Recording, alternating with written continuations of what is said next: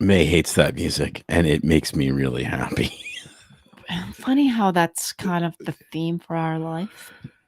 I don't know why, but it makes me really happy. Dun, dun, dun, dun, dun, dun, dun, dun.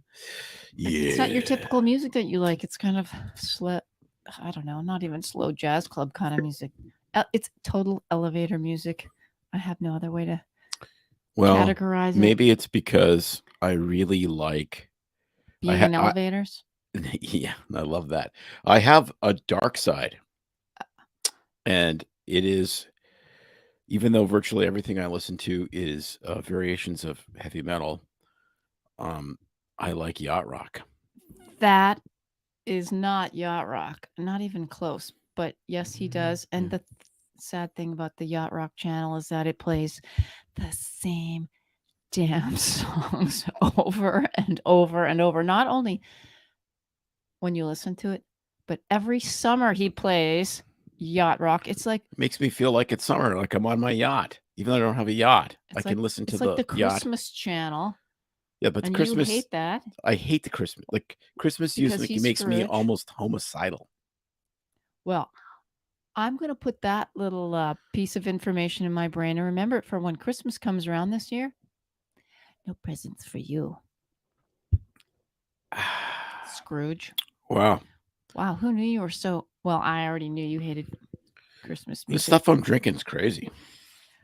Yeah, well, we'll get to that soon. I had to pass because I took that was supposed to be mine and I just couldn't do it. It's not my cup of tea, so to speak. It's very thick. All right, what are we talking about tonight, Tim? You are the boss of the show tonight since I was doing outdoor duties like painting the house and you planned for the show. So I'm here for the ride and I'm the comment section like the Muppets. What are those two guys in the in the crowd?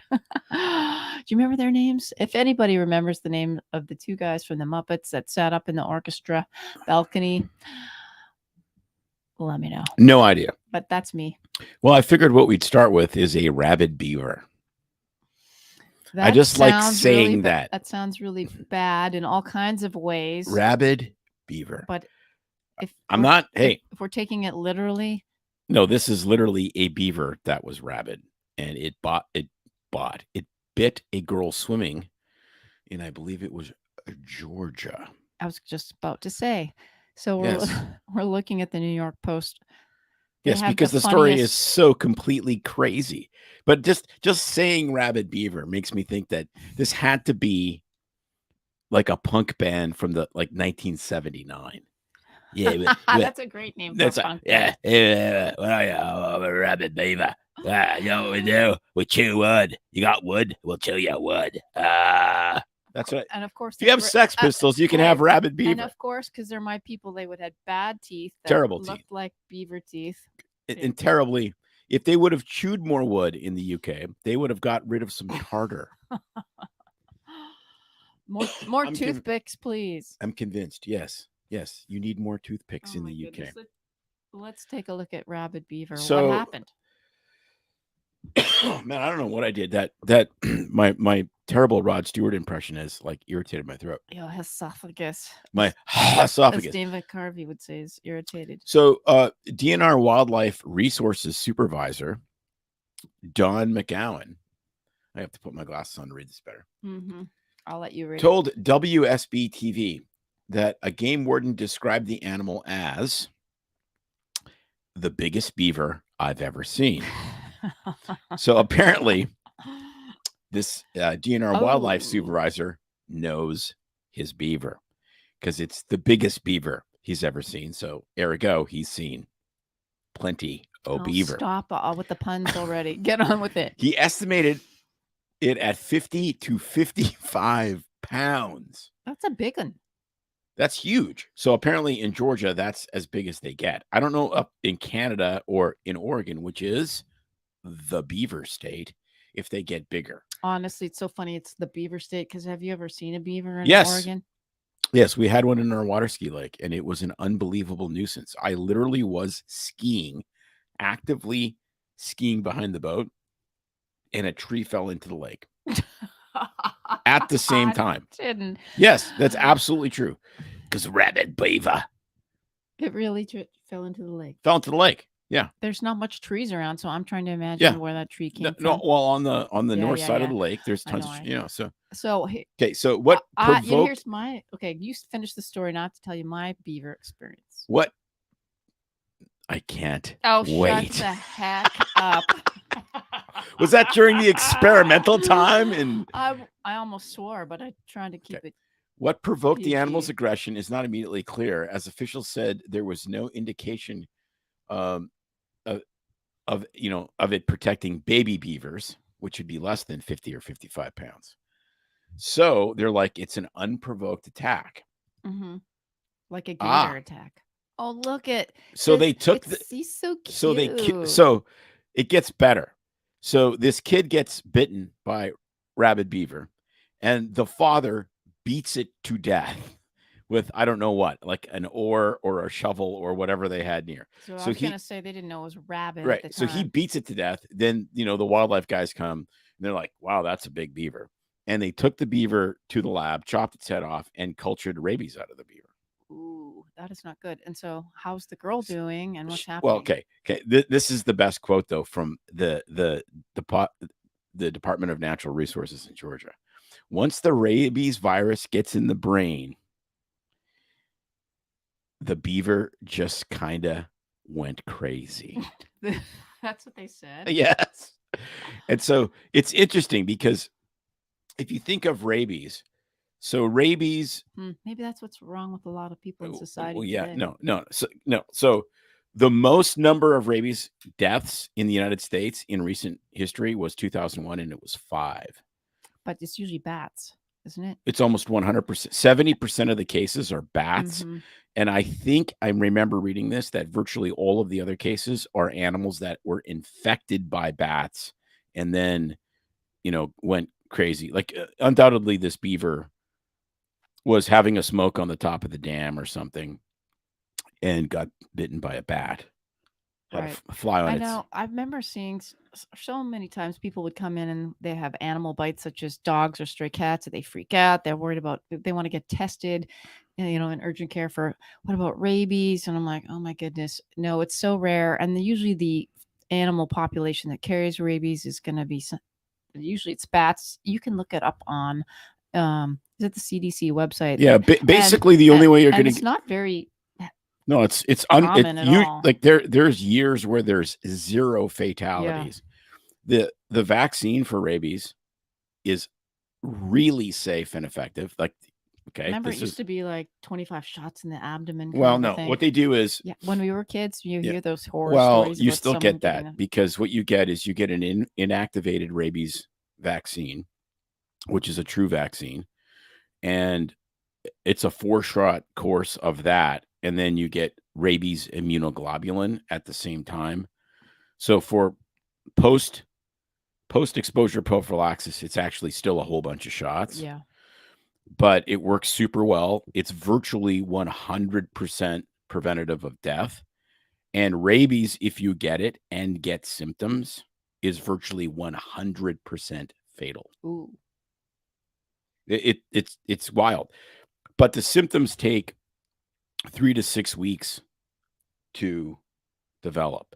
So the take-home message, if we're going to actually tell people, even though we're not practicing medicine here, but this is for entertainment purposes only. But the take-home message is if you have any contact with a bat, especially a live bat, like it lands, you should consider at least seeking medical help and potentially getting the shots. Because if you wait until you have symptoms, generally the last symptom is you're dead. That's why I hate bats so much. Also because they can fly down, get stuck in your hair. Remember that bat that got in our house and you turned it into a ridiculous movie that you posted? I did. We'll have to resurrect that. Yeah, I smashed the living hell out of this bat with a badminton racket. No, badminton racket. And a crushing overhand stunned it. And then you sandwiched it with 2 badminton rackets. I took it outside. We observed it, and then it flew away. Yes. So bats were harmed, and I should have probably been vaccinated but I was. Here's something you don't even know. I was vaccinated for rabies. You were? Yeah, in 1991. Wow. Okay, that's like a fun fact I did not know. Yes, because I was going to Nepal. And you got bit by a crazy skunk? No, and I got squirrel? a raft of shots. Oh. And when I was at the health department in They gave you Saskatoon, rabies? they said, "We have rabies vaccine, and we'll give it to you for free because it's going to expire in 2 or 3 days, and we'll just have to throw it out." And I was like, "I'm going to be in a place that does not have." That's crazy monkeys. They have yes, monkey temple, and Okay. they have a lot of stray dogs that are just Anyway, so completely. you got vaccinated for rabies. I did. How Now long- I don't know if it How gives long, you. I was going to say, how long does it last? I don't know. We didn't look it up. You guys can Apparently, look it up. lasts long enough that 18 years later, I was able to Survive a bat in the badminton house. a bat out of the Whatever. He house. didn't bite you though, so we're all It good. did not bite me. No, Okay, but there's so- stories of guys like literally laying in bed, bat gets in their house, they wake up and it's like biting their neck. Wow, That's bad. that's freaky. Yeah. Man, I dealt with. Let's see, growing up in Canada, the area that I did in the Great White North with all the lakes and so forth, I did this job one summer for the environmental department at the mine where I worked, and myself and Curtis, another friend, we would go out all the time, and we had to like do water samples and air samples. Well, this one place where it was an effluent river outage or an out from this storage pond, it doesn't really matter. This stupid beaver would always want to plug it up and dam the little pond. And I think every time we would go back there every week, you'd like plug the stupid thing up again. And so we spent more time busting up that beaver dam. And it was almost like a scene from Groundhog Day. Or no, not Groundhog Day. The one with the Caddyshack. Just always with that beaver. And like to kill rodents. I remember Curtis would get so mad. He would like want to kill the thing. And I think he had a rifle, was trying to shoot the thing. We'd never see it, but I'm like, man, that's all we did. Bust up beaver dams. No, like as charming as their engineering is, and the fact that they can build dams and have lodges under their dams, they're unbelievably destructive. So that just makes me think of that. But they're rabbit beaver. And then rabbit beaver. People would hunt them, and their pelts are really like thick and coarse and quite nice. Well, didn't the RCMP in Canada used to have beaver fur coats? Yeah. Yes. I've petted some. They're quite soft and nice. Anyway. Okay. That's enough of the beaver story. On to the next story. Oh, the gym, the Steelhead Fitness Gym. I never realized that wall was so lime green. Is that current? I think they painted it. I can't remember. It doesn't really matter. Tim's showing a picture of the gym and the workout equipment. And this is prompting me to talk about my experience at the gym. Well, it is positive because we did have an episode that dropped today, actually, about perseverance and how perseverance is probably, if there's a secret key to success, it's perseverance, but it's not just doing the same thing over and over. It's never giving up. And as soon as you fail, figuring out what you did wrong, correcting that and failing forward. Yeah, not even about doing wrong. I would say sometimes, and I said this in the podcast, even if you're on the right trail, there's obstacles, there's barriers, there's setbacks. Oh my, I'm an expert in setbacks. And that was my point, is that you might sometimes feel like you're taking one step forward, 2, 3, a giant slide back. But you know what? You get up, you dust yourself off, tie the shoes back on, and you keep going. And so I was gonna just share that, most people that have been following us for a while know I've been having a lot of physical struggles this last year, and with my hip replacement in January, that's very slow to heal, and I'm having some complications with we're figuring it out still, tendonitis, because that's what my body does, and my elbow surgery in April.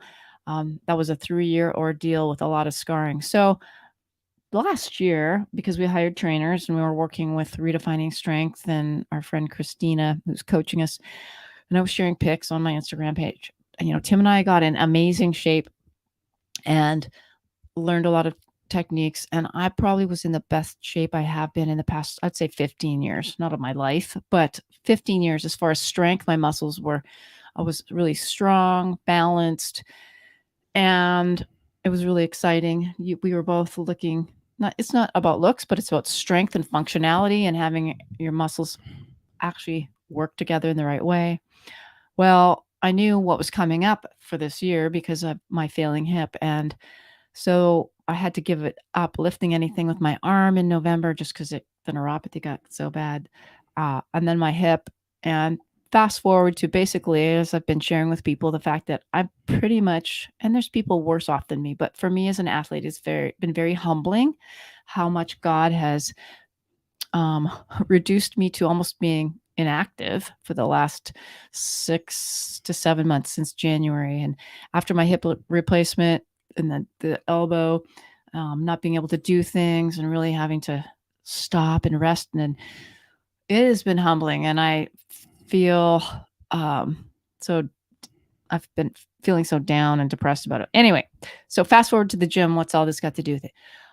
My elbow's been healing well. My hip's getting a little better, but my doc cleared me to start to lift and start to do things. And I've been very careful. Could you lift me a sandwich? I'm getting hungry. You're free to leave, and I will continue the podcast by myself. Go get your own damn sandwich. Here you go. They're not that heavy. Exactly. Go do it. Go try it. Try it out. You'd see how they're not that heavy. Anyway, asshole is my love language. Yes, you wear it well. And so I've been a little scared because 3 years of this pain, I don't want to undo the surgery, and it's still healing. It's so much better. But I thought, okay, headed to the gym because my PT wants me to start doing some exercises with equipment that Tim showed you for my quad strength, which is pathetic. And I went into the gym, and I haven't been in there for a while because we were doing home gym, but it doesn't matter. Like I said, last year I was in such great shape. I feel like I'm at one of the lowest points in fitness in my life ever because it's been 6 to 7 months of atrophy and really not doing much more than walking. I'm able to walk about a mile and a half now. So I picked up 5-pound dumbbells, and that's all I could do with my arms. I'm like, okay, I'm going to start right from the beginning, pick up the 5-pound dumbbells in each hand, do some bicep curls, just be really careful, really listen to my body.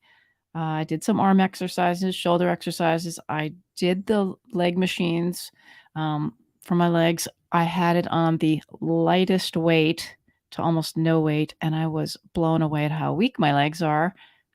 I'm not totally surprised. I almost wanted to cry for about 30 seconds, and then I said, you know what? At least I get to come back here.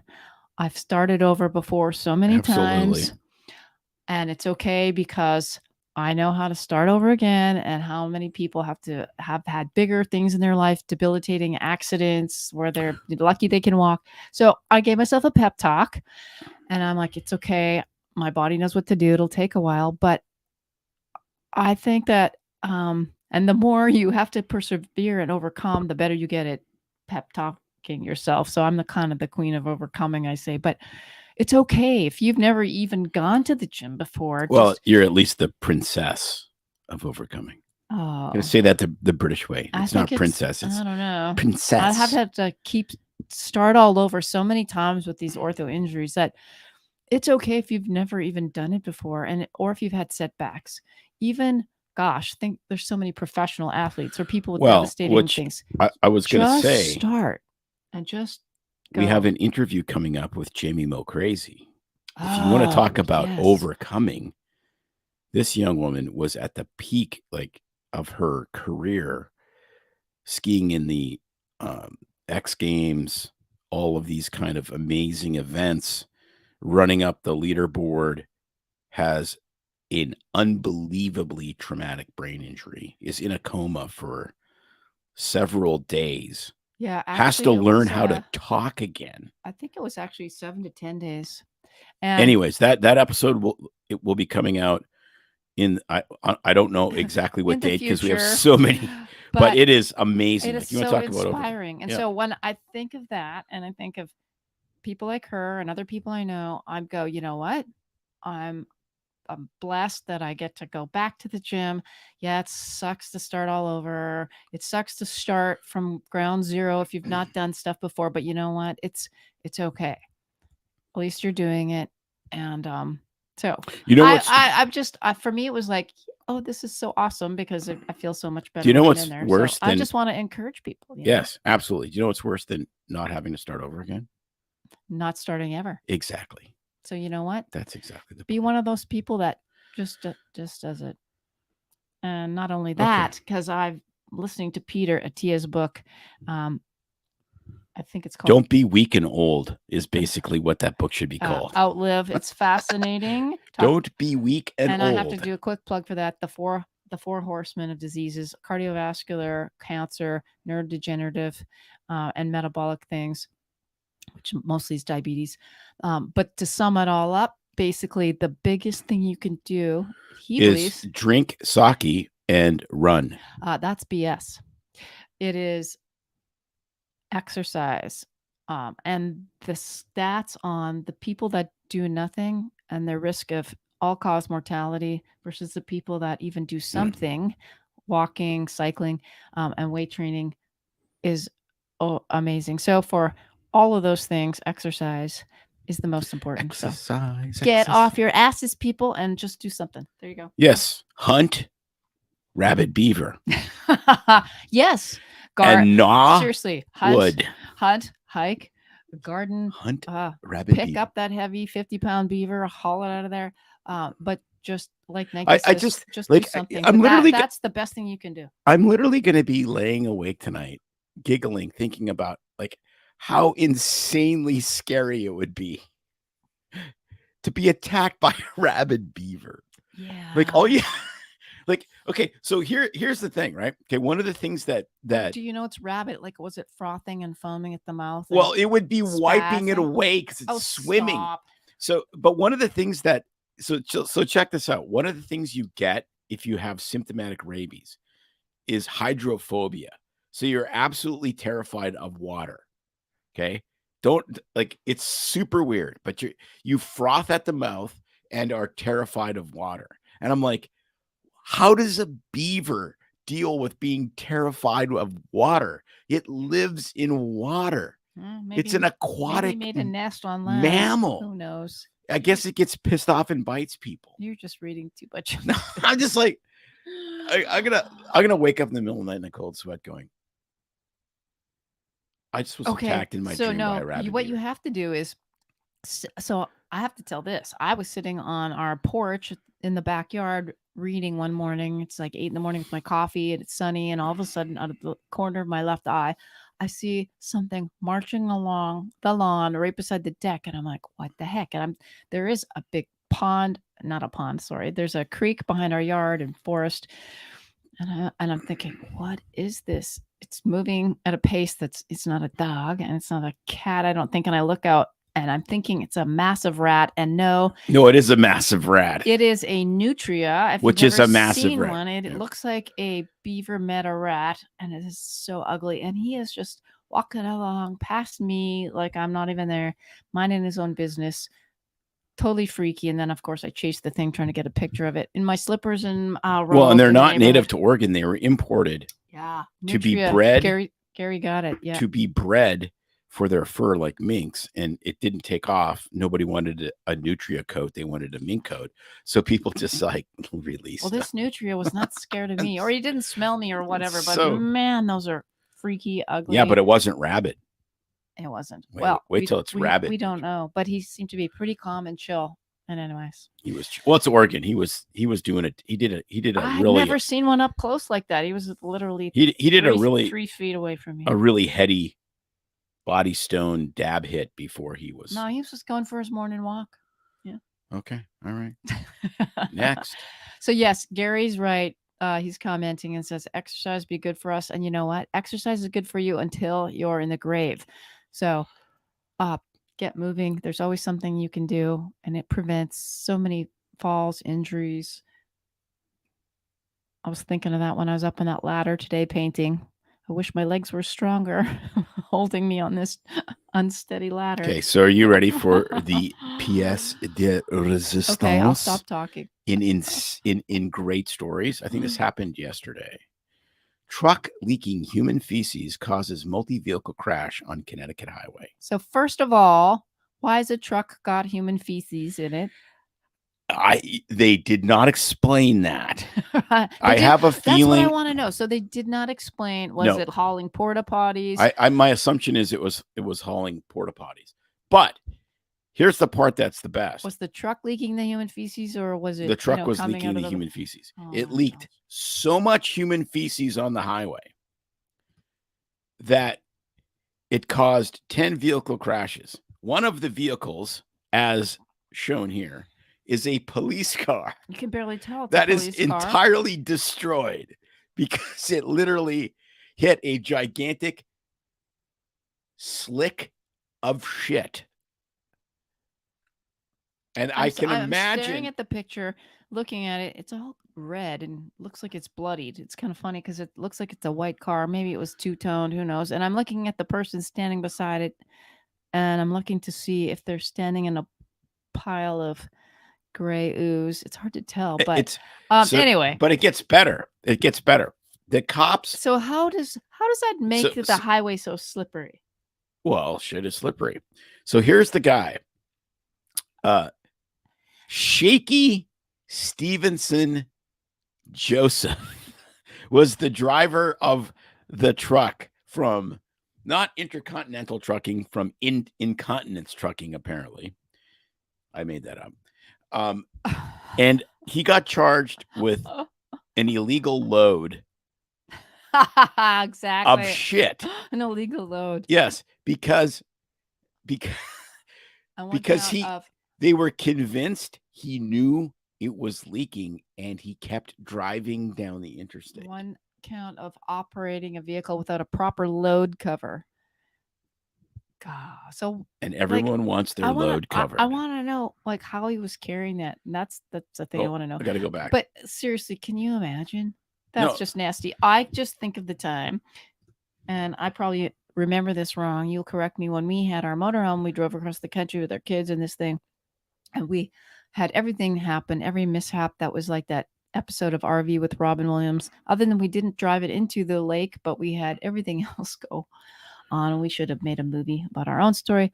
You were emptying the porta potty, the black water, at one of those side station things, and I think you didn't have the hose connected right, and it exploded and shot shit, etc., all over the place. And I just can't even imagine it coming out of a truck. No, did you know that the Dave Matthews Band? This is a great story. Dave Matthews Band, their tour bus was driving over. It might have been the Verrazano Bridge in New York. It was a bridge in New York, and the black water tank blew up and showered other cars with Dave Matthews human excrement. Can't sell that on eBay. Yeah. You know, people are like, oh, I got a piece of his hair. I got a piece of his t-shirt. So I got roadie shit. That's literally. So that one, look that one up, nasty. Kids. That was I wonder if the hazmat people had to come and decontaminate the area, or I would think everybody have to get hepatitis. It's human. Everybody have to get a hepatitis B vaccine for that. But nasty. You never know. So again, our friend Sabine Hazen, the queen of shit, will be on the show again in the next few weeks. Maybe, can you imagine though? Can you imagine what, changing your microbiome because you absorbed it? Yes, if it was what if it was all porta potties from NFL players or from geniuses that were at a conference and they're all rocket scientists, neurosurgeons. Like literally, maybe you should be lapping that Oh, up. just stop. That's just why. Well, it's a free fecal transplant. You're full of it already. You can't swallow it. Your gastrointestinal tract and acid in your stomach will neutralize most of that stuff. No, It'll don't make swallow it down. Not the right way to do It will. Well, if you eat kefir or kefir, which I think sounds stupid, your gastrointestinal tract doesn't destroy that. It still colonizes your colon. That's true. So you could like, like what if it was a truck full of Tom Brady's shit? I'm just getting right. sick You should in be my out mouth. there. You should be out there with like a mopping that up. Getting sick, and I'm sure everybody that's listening to this is going to be throwing like up in their mopping mouth as well. Like you could sell that. You could sell that. Like just squeeze it into cups. This is total BS advice on S. Just saying. Anyway, so what are we drinking? You've gotten totally off track. I'm cutting you off. I'm drinking totally something. Cutting you off of all. I'm drinking cloudy sake. So from this company, that has a bunch of slashes and squiggles in its name. Oh my goodness! And I think it's called Fukushima sake.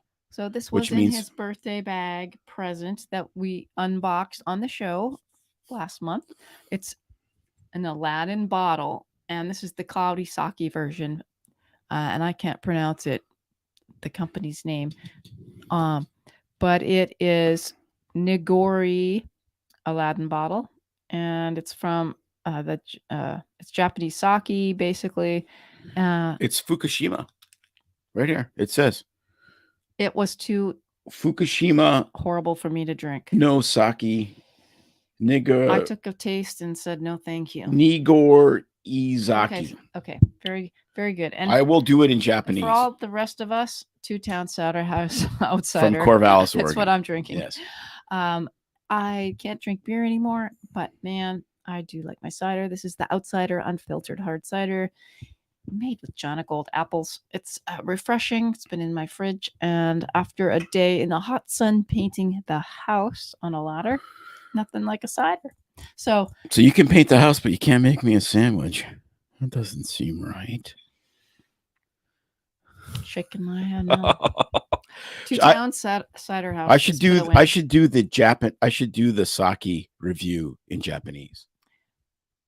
How about you just do the 2-Town Cider House review in English? Okay, it's like no. So if you can't see it, it doesn't work as good. But it's like this sake is very good. I love it, especially when I am hunting Godzilla. Yeah, very, very well. I mean, that's kind of that's my understanding of Japanese. When I watch, nodding my head, yes. But the best part about watching, you need this cup. Yes, Japanese Godzilla movies is they call Godzilla by the Japanese name, which is Godzilla. Gojira. Oh, one of the greatest heavy metal bands in the world. Gojira. There's a little fun fact for you all. Yes. If you didn't know that before. Okay, so let's get to the next story. Yeah, which this has gone down the feces trail explosion. This show for sure. Here comes Peter Cottontail hopping down the feces trail. Oh, am I gonna? You got another nasty news story? No, I have. This one goes into the column of maximum awesomeness. Oh, I thought I was going to share my news updates, but yours are too fun. Okay, so this one's nuts. Surgeons in Israel reattach boy's head to his neck after internal decapitation. I know you told me about that, and I'm like, what? So this kid was hit by a car, and they rushed him to this hospital in Jerusalem. And what an internal decapitation is your head is literally removed from your neck. So all the ligaments that attach your head to the top of your cervical spine are, so like literally your head is off of your spine, which is a problem. It doesn't mean that the skin's cut and your head is lying beside you. It wasn't. Yeah. And it didn't. The skin is still in. It didn't take out his Okay. major vessels. It didn't take out his spinal cord. Right. It So the just blood vessels are stretched, the spinal cord stretches, but the head right. comes off of the bone, or the bones separate. So what's amazing about this story, though, it gets even better, is that one of the surgeons, Ianov, who returned to Israel a year ago after a fellowship at trauma centers in Toronto, estimated that this rare injury has occurred in Israel before. As far as he is aware, he is one of just a few surgeons in Israel with this, who can specialize in these. He literally did a fellowship in spine trauma. Yeah. And he did 3 internal decapitation surgeries before. I'm thinking, and this guy whoa, and happens wait, to be at the hospital where they bring this kid and they sew his head back onto his neck. Yeah. And when you told me that, I was like, he did 3 before. I'm like, how often does internal decapitations happen? I honestly don't know that I've ever really heard did of you it. Look at this down here, this stat. At Children's Hospital in Philadelphia from 2003, they stated that of the 2,006 patients that they treated for spinal trauma, For spinal cord injuries, yeah. between 1983 and 2003, okay? So 20 years, they had 16 from this that had an internal decapitation. 16 out of 2006. So it's unbelievably rare. And this kid happens to go to the hospital where this guy is a trauma surgeon. Usually, is it more common in kids, I think? No, Because no. Is bigger? It's way more common in adults. Oh, I thought it was... No, it's way more common in adults because kids are super plastic. Yeah, but I thought because their head's way bigger in relation to their bodies. No, it's the most uncommon in children. Oh, I was reading on there that I thought maybe that it was more common. It's less common because normally if your head gets taken off of your neck, you're dead, right, at the scene. And as you age, everything that connects everything to everything gets stiffer and more calcified and whatnot. So it's easier to break ligaments. Trust me, I know. I've been there and done that. And so in kids, if they survive, like, they usually just don't get this because they're either dead from the impact or it doesn't work. So, well, kids' noggins, especially, when they're younger, but the huge. best part of this story is the kid had 0 neurological deficits. They sewed his head back onto his neck and he literally walked out of the hospital. I'm like, that's like, are you freaking kidding me? Freaky stuff you can talk about later in life. My head was decapitated and I'm fine. Like, honestly. But yeah, no, like, I mean, forever at cocktail parties, although he is Palestinian, so I'm not sure if he's Islamic and doesn't drink. Well, he doesn't drink because he's like 6, but forever at cocktail parties. There's some insightful. You'll be able to go, yeah, I had my head ripped off my neck and I got reattached. It's like, tell us a fun fact about yourself, at some kind of party, right? It's like, yeah, well, I was like the captain of the whatever team. I was valedictorian. I had my head like decapitated and sewn back on, and I'll live to tell about it. Yes. Yes. So, I mean, you win the prize. That wins the maximum awesomeness prize for this week. Pretty cool. Well, I found something in the news. My stuff isn't funny and ridiculousness and silly, although you will think that this is, Tim. We talked about this earlier. I belong to a crowdfunding company that sends information about things you can invest in on a regular basis by email. And I got to find this here. So they sent me some information about this one product, and they were having a medical series of new things in tech in medicine. And this thing called, I don't know, I've never heard of it before, but some of you might have. It's called Pool, P-U-L. What it is, it's a smart approach to hydration, and it's a way to track, integrate, and train hydration. using cognitive science and AI.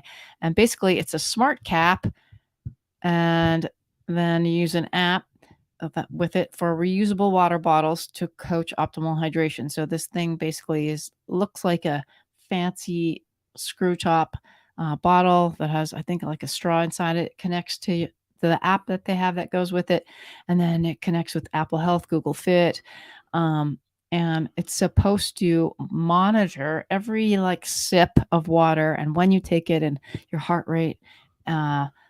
And everything that happens to you physiologically. And their goal is to try to prevent people from being dehydrated and unhealthy. And it measures every sip at the precise time so they can check patterns and analyze it. Do you know what else prevents you from getting dehydrated? And it's existed for as long as there's been humans. Getting thirsty. No, so we talked about this before. This is the dumbest. No. You don't need freaking artificial intelligence to tell you when to drink. So you get thirsty for the love of God. This is the stupidest, dumbest. AI is going to tell you when to take a freaking drink of water. Well, anyway. No, AI, I mean, honestly, it should be called, what is it? It's artificial intelligence. It should be AS, artificial stupidity. That is the dumbest, most. I did this because I knew he would have this reaction. I'm totally triggered by this. So this is the stupidest shit you could come up with. Don't invest in this company. I don't care. Sue me, you dumbasses from Pool. If you need AI to drink, I don't need AI to drink. No, I need AI on the vodka bottle that says you're a drunk piece of shit. Stop drinking. That would be helpful. Well, I can put your booze in that bottle and it will tell you that. And your watch. Water, drinking water. You need an app on your this. This is proof we are completely doomed as a civilization. Doomed. So, guess how much it costs? Oh, I can only imagine. I mean, I can just see rich, complete, what's lining up to buy this. I looked online, and A, it was sold out. B, it's $99. $100 for a cap to tell you that you're thirsty. So I'm thinking, how about you just there's a lot get of rich one of these and carry it around with you. I'm holding up my 18 or 24 ounce. I don't even know. It's sold out. And keep it beside you and fill the darn thing up and carry it around. It is actually sold out at $100 for a freaking AI cap that tells you every time you have something to drink. I went to click on the thing to purchase just to see, and it was like sold out right now. Yeah. Wow, They probably have it back in stock. I'm gonna have to take some blood pressure. I knew you medicine. all would like his reaction to that. That is the dumbest thing ever. Pretty fascinating. What's next? What's next? A thing that you put in your mouth that tells you what your body temperature is? I bet you they're gonna come up with that piece right away. Oh, but it'll be connected to AI. Wow, your temperature is 98.2, and tomorrow it's gonna be 98.35. Anyway, that was pretty fun. Sold out. Yeah, for real. Take a breath. And then I've got to find it here on my iPad, but they had something else that there's lots of stuff going on in AI technology that they wanting people to invest in. And that's a popular thing especially for computers, etc., managing your businesses. But there's another piece of technology that I at first thought it was really stupid. And then as I read more about it, it's pretty cool. I'll have to see if I can find it quickly. So then the name of it escaped me. I'll see if I can find it. But what it is, and I laughed at first because it's this device that people are wearing around their ankle. Oh no, it's Evolution. It's called Evolution. It looks like one of those trackers that people wear when they're on house arrest or on probation. And you mean one of those trackers you wore when you were on house arrest? Yeah, but we'll talk about that on another episode. Evolution Devices is made this thing, and I'm like, what the heck? It shows this person wearing it around their calf, and it's supposed to, you wear it and it provides information about how you're biomechanically moving. And it is digital therapy solution for people, especially with all kinds of mobility issues and foot drop issues. And here, I just lost it, my tech. But basically, it's really pretty cool for people with things like MS and neurodegenerative conditions, or that have injuries. Or people that got one glass of water less than they needed to be optimally hydrated. Because you wear it and it can actually send feedback and data on what's happening. But it also, I think it acts like a TENS unit and stimulates those muscles to contract, and it helps them walk better. That actually and makes recruit muscles. And you can put it in different body parts. So it's really helped a lot of patients who have gait imbalances, and it provides, information to the healthcare providers, and it looks like it's a positive feedback type thing. So that's pretty cool how technology provides that information. Because I'm thinking, even with my hip replacement, I knew that I had this gait imbalance and wasn't recruiting my glute muscles and other things, and I had to consciously try to, either hit the muscle or think about it, but to actually have some unit that is it stimulating those muscles to contract a little bit, like a TENS thing, giving feedback, positive and negative. I think it's pretty cool. So yeah, but now everything has to be AI, and here's the problem: when the non-artificial intelligence is completely stupid, what's the artificial intelligence going to be? AS, baby. Artificial stupidity. Well, that's where we're going. It's, we got to work on the education of Americans first before we can hope to keep technology being developed. If our own population can't write a sentence with a noun and a verb in it anymore by high school. No, seriously, go on Chat GTP and just like ask it. Say, write me a 500 word essay on Abraham Lincoln, and it just appears. Yeah, but that's not the person doing it. No, it scrubbed all the information on the internet. That's how it works, right? The AI goes and scrubs all this information, and then it just comes up with stuff. Well, someday there's going to be a big EMF. Isn't that the words? Pulse. It takes everything out, and then it'll be like that movie. Is it WALL-E? We're on the planet where they have to actually think. They're all gonna, everyone. They won't know how to light a match, for goodness sake. Exactly. Yes, because we've extinguished smoking. And no one will know how to light a match. Well, there's a reason. What's up with the podcast this week, Tim? Okay, so tomorrow, which would be Thursday, or if you're listening on the replay, it would be last Thursday. It's amazing. Is Martha Rosenbaum. Martha's been on the show before, and she's amazing. A journalist for writes for different.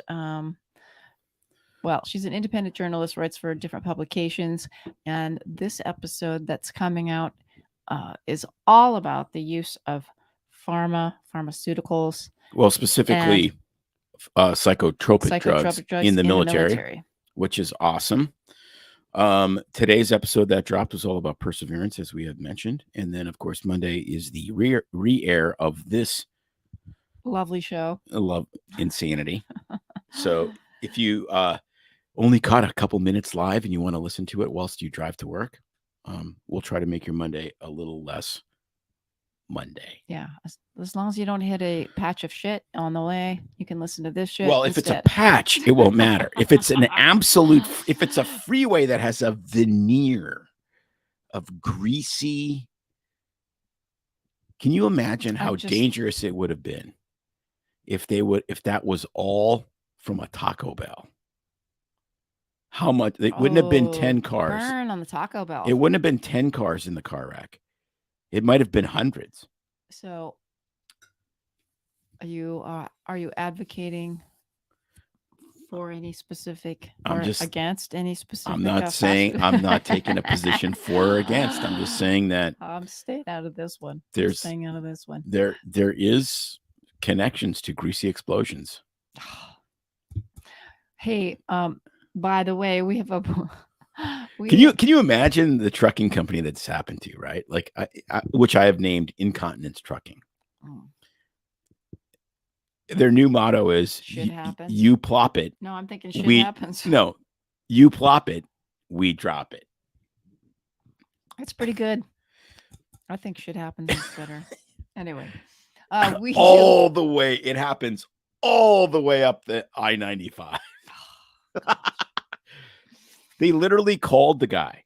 The cops were like, "This is a problem." Called the dispatcher, which called the guy, and he was like, just took an exit, didn't pull over, didn't stop, just kept driving. Wow. You have to think that's happened quite a few times to people with their motorhomes not knowing, having the plug undone or something. Yeah, but I'm just trying to think of what volume it would take to cause a 10-car pileup. Okay, well, while you think of that, I'm going to have people like sign a up. 10-car pileup. Sign up to read our newsletter, Truth Serum, that comes out Mondays, where you get some other tidbits of useless information like this, some photos of us having fun throughout the summer currently, what we're up to. Sometimes we drop a few truth bombs and shit busters in there as well. But basically, it's just a little extra information for you all. We appreciate your shout outs. We appreciate you sharing the show, and we appreciate all of our fans. And on our podcast, we try to give everybody a shout out. Not everybody, somebody, a unique person every episode that's commented. And I don't know, I think Gary gets to get a shout out this week because he's the standalone and Gary, fan on the show I apologize today. for having my earbuds in when I was at the track and I missed you. Yes. I think I kind of waved. I was like, wow, this guy's getting after it, running stairs and doing push-ups. Yeah, I know. It was so kind of you to send us a message and say that you were trying to connect with Tim, but he was being antisocial with his earbuds and his Gojira play. No, I usually listen to podcasts. I feed my mind. How could you listen to podcasts when you're working out? I need exercise to feel. No, I'm focused like a freaking laser beam on a podcast when I'm working out. Absolutely. Wow. Yeah. No, it's. Well, that's a good sign that people can focus with podcasts. It means they can listen to hours while they're working out too. They can. Oh, Gary's. Yeah, he wants to know what podcast. Can you remember what podcast? That was a couple days ago. While he's thinking of it, that was. I've been listening to Audible lately. Like I said, I just finished the book Unoffendable, and I will give you a little hint. We are doing an interview tomorrow with Brant Hansen, the author of Unoffendable, that supposedly really made a big difference and changed Tim's insight and anger on when he's driving on the highway and hits the shit truck. He won't get angry because anger is his love language in traffic. It's an amazing book on about not being offended and how to just let anger go and not let people their transgressions mess up your life. So we're doing that interview with him. I've just finished the Audible book. It's amazing. I recommend everybody get it. And what was Tim listening to? I was listening to Joe Rogan, episode 2008 with Stephen C. Meyer, who is a philosopher of science and a big oh yes, he's big into. He is a proponent of intelligent design. Right, we won't give much about that show away because we shouldn't be pumping Joe Rogan. He should be pumping our show, but talking about what aliens and aircraft. No, this was not aliens. Wasn't this it? was You all. said he was No. Stephen Meyer was all about. It was 100% about intelligent design and how the Earth is so fine tuned that it suggests that a mind created it and not random chance, etc. Great episode. Joe was, I think, quite fair. I'm sure Joe will appreciate you saying that. Yes. That's all I'm saving up my best stuff for when I get on his show, though. It's going to be amazing. Good. I'm sure people will just wish that you don't save it up because the odds of that happening are not high. Yes. Anyway. All right, Gary, maybe he will see you on the track soon this week. And we hope everybody else gets their ass out onto the track or into the gym. And even if all you can do is lift 5 pounds, which is what this athletic well, previous athletic beasts can only do something. It will change your fitness, but your attitude and your mental health. So we'll see you on the track and in the gym. Otherwise, we'll see you all next week. Thanks for tuning in.